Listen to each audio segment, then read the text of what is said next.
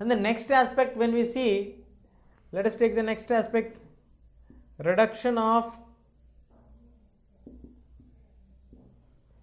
inequalities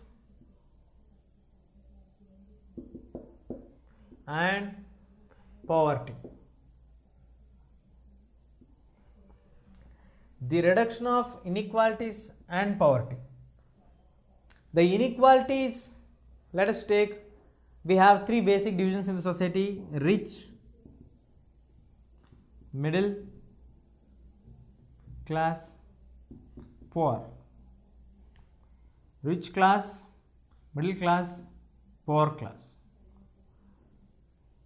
When the dictators or many other forms of governments like the communist governments or any other governments, there was a chance, there was a possibility of the people from the category of the middle class to jump into the middle class and then to the rich class.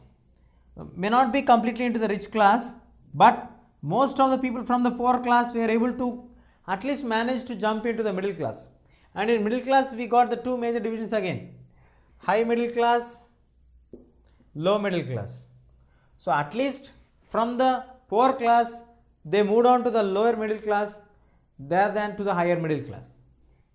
But when it comes to democracy, even after 50-60 years of turning up of India to be a democratic country, still there are lot of inequalities.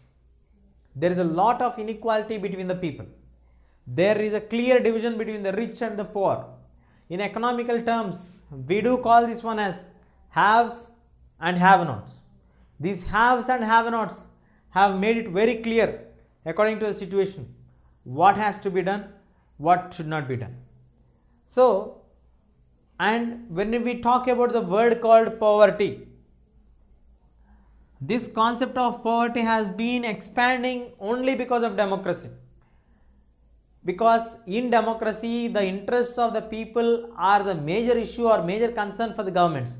But in practicality, when we discuss about the functioning of the democracy or when we analyze about the situations, we get to know that government's efforts are very less or very few in order to eliminate the poverty or to reduce the inequality. Sometimes really we feel very bad for the people, those who are coming under the poor class category, where they find it very difficult to buy the basic amenities.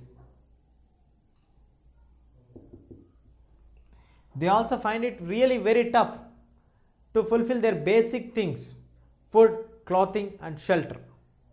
So somehow it is really very tough when in comparison with the dictatorship, when in comparison with the terms, figures, economic growth, development, reduction of inequalities, poverty. In these aspects, when you compare, truly dictatorships have shown some positive results in terms of democracy. But if you like this video, please give a thumbs up. Please subscribe to our channel to get more videos on CBSE syllabus.